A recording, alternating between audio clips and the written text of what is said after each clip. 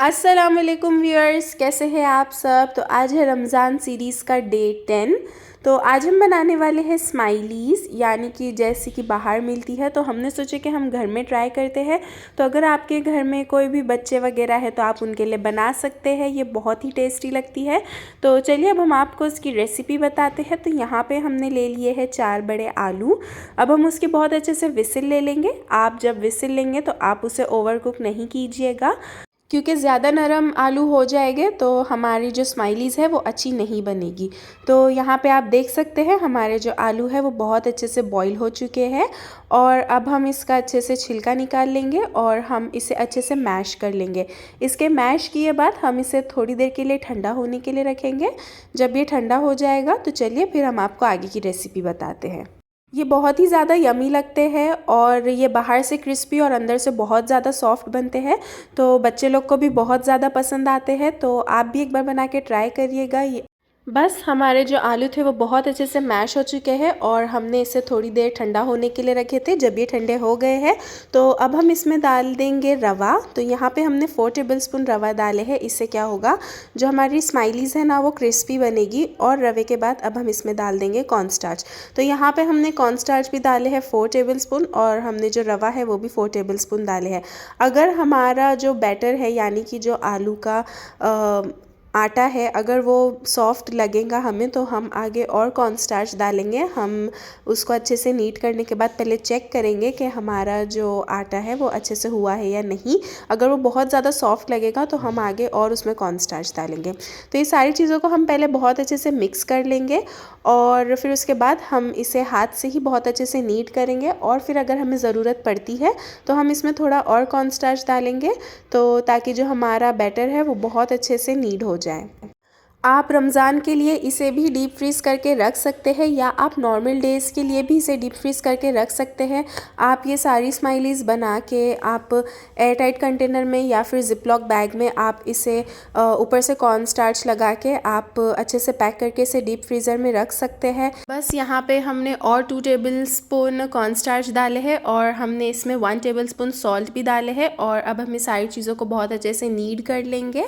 जब भी आपके खाने का मन हो तो आप बस फ़ौरन इसे निकालें और आप फ्राई करें और आपकी स्माइलीज़ रेडी है। तो ये बहुत ही एक ईजी सी रेसिपी है जो आप अभी से बना के रख सकते हैं रमज़ान के लिए। और आप ऐसे भी बनाएंगे तो ये बहुत जल्दी बन जाती है।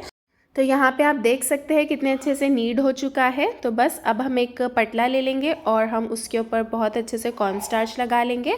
और फिर हमारा जो आटा है आलू का, अब हम इसके ऊपर उसे रख देंगे और हम उसे हल्के हाथों से बेलेंगे। और फिर अगर आपके पास कोई भी ग्लास का शेप हो या आपके पास कोई भी कप वगैरह हो तो आप उससे सर्कल में कट कर सकते हैं।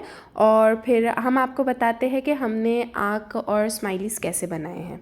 तो बस अब आप इसे अच्छे से हल्के हाथों से बेल लीजिएगा। बहुत ही ध्यान से बेलिएगा क्योंकि ये एकदम सॉफ्ट सा आटा है हमारा। और जब हम इसे फ्राई करेंगे तो ये ऊपर से हमें क्रिस्पी लगेंगे लेकिन अंदर से ये बहुत ही ज़्यादा सॉफ्ट बनेंगे। तो बस अब हम आपको बताते हैं कि हमने शेप कैसे बनाए हैं स्माइलीज़ के।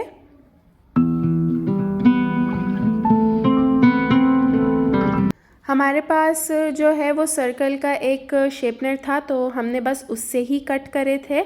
अगर आपके पास कोई भी ग्लास हो या कप हो तो आप उससे कट कर सकते हैं। और जब आप उसकी आंखें बनाएं तो अगर आपके पास स्ट्रॉ हो तो आप स्ट्रॉ से भी कर सकते हैं।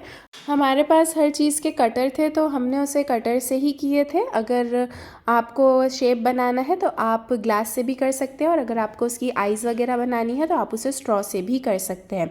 तो चलिए अब हम आपको बताते हैं कि हमने कैसे शेप बनाए थे। तो सबसे पहले जितना भी हमारे पास आलू का आटा था तो हमने सबको पहले सर्कल शेप में बहुत अच्छे से कट कर लिए थे।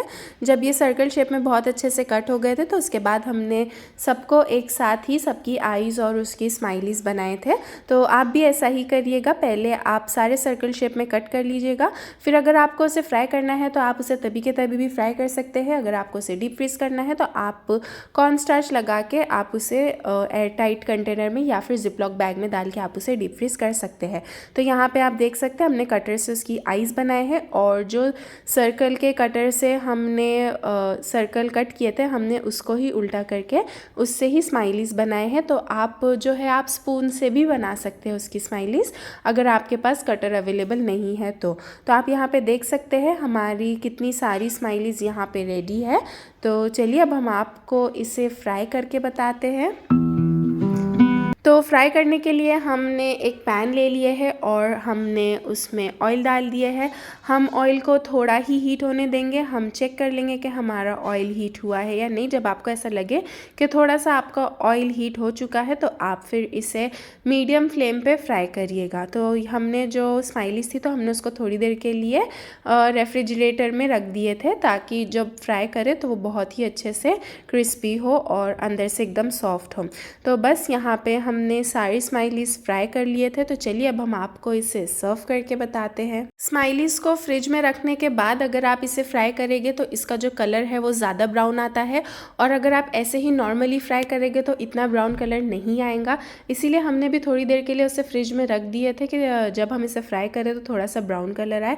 तो चलिए अब हम आपको स्माइलीज़ को सर्व करके बताते हैं। ये स्माइलीज़ बहुत ही ज़्यादा टेस्टी बनी थी और ये ऊपर से क्रिस्पी थी और अंदर से बहुत ज़्यादा सॉफ्ट थी। आप इसे केचप के साथ सर्व कीजिए, आप इसे मायोनीज़ के साथ सर्व कीजिए, पूरा आपके ऊपर है। तो अगर आपको हमारी वीडियो पसंद आई हो तो प्लीज़ सपोर्ट करें, शेयर करें, लाइक करें, सब्सक्राइब करें और एक बार ये स्माइलीज़ बनाकर ज़रूर ट्राई करें। हमें कमेंट सेक्शन में भी बताइएगा कैसी बनी थी। दुआओं में याद रखिएगा। जज़ाकल्लाह।